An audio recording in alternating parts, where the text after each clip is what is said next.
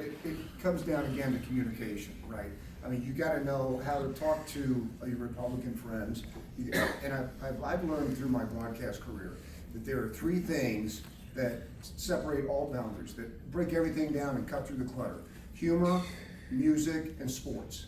And when you sit down with someone, and maybe you started with humor, you started with a joke, you started with your favorite song, how about the Chiefs, you get to the crux of your relationship.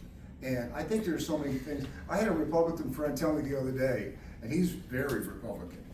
And every time I come up with an idea that I think would help the 4th District, because he lives in the 4th District, I go to him and I go, so what do you think about this?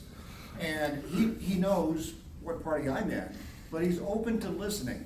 And he will let me know, and I really appreciate it. He'll let me know what he thinks of that. He said to me the other day, who would have ever guessed that John Fetterman would be the smartest person in Washington right now?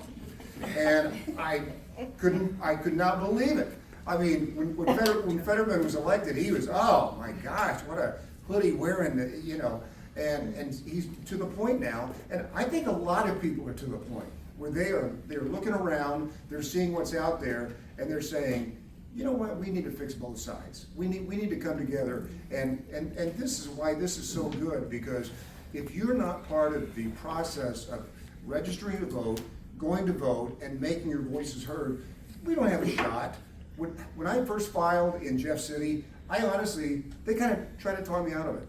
They said, you know, there's 6 other people running, and I go, I know. And they said, you know, we're not going to give you any money. And I said, okay. And they said, and then if you get past the primary, you know, you can apply to national, but they're probably not going to give you any money. And I said, why is that? He said, only 26% of the Democrats showed up. And I said, shouldn't they give you more money? I don't understand.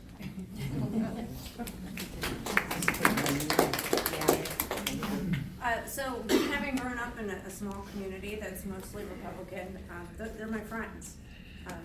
Just because we're on different party lines doesn't mean we can't have a conversation.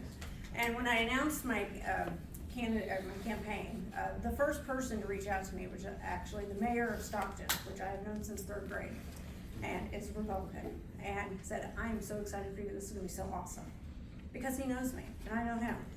And the first person to call me was from out of state. I'm in Houston, one of my best friends, a Trump supporter. And she says, I'm a Republican, but if I could vote for you, I would. So how do I help you get your social media set up?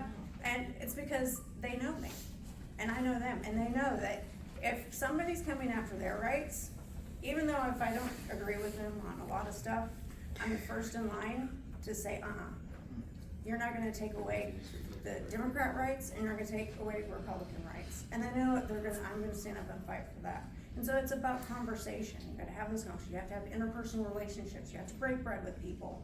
You need to start. Congress needs to start having dinners together and start talking again. And that's how you come to solutions. They're my friends, and I know that if my back's up against the corner, they're in the corner with me.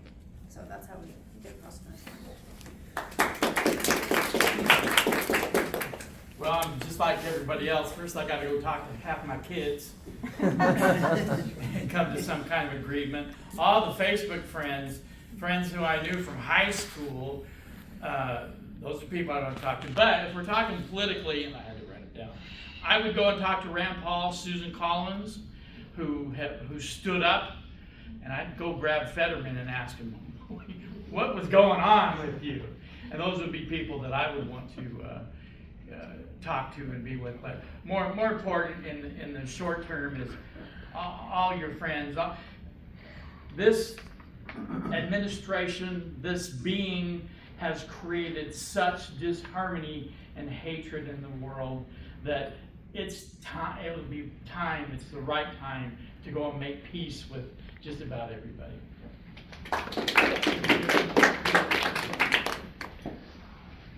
No, Jeanette. Okay, I can tell you. Well, you look alike. That's my sister right The first Republicans that I would reach out to is my freaking family. Sorry, language. I'm number 6 of 8 kids, and 4 of us stuck to the Democratic values that our family raised us with, and 4 of us went not Republican but MAGA. So I would be talking to them. But as far as working in office, I would be knocking on every Republican's door that was involved in any decision that I needed to make to get passed, and sitting down and breaking bread with them and saying, look, it's not for us. And we gotta make a lot of changes when we get to DC. We gotta clean up a lot of messes. I'm not gonna say swamp, I'm not gonna say sewer, I'm gonna say manure pile. That's my language.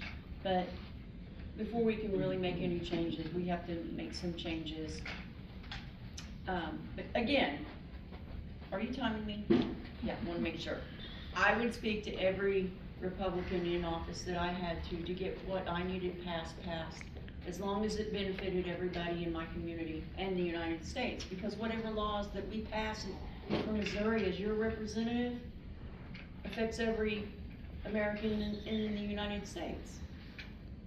That's another thing that you have to keep in mind. You're not, I mean, as much as I'm fighting for you, I'm fighting for America. And that's why I said earlier, that's un-American. That's un-Missourian. That's the way I was raised. I remember Ted Kennedy. I was looking for his quote on my phone earlier and I couldn't find it, but he had always joked about, you know, we griped about it while we're discussing it, but we all, you know, I think he said something about drinking a whiskey or something, and we sit down and we get it hammered out, and then we go back and we change the law. And if that's what it takes, then I'll take up drinking again. But not cigarettes, because black licorice, as much as I love it, I don't want to go back to cigarettes. Anyway, thank you. I hope I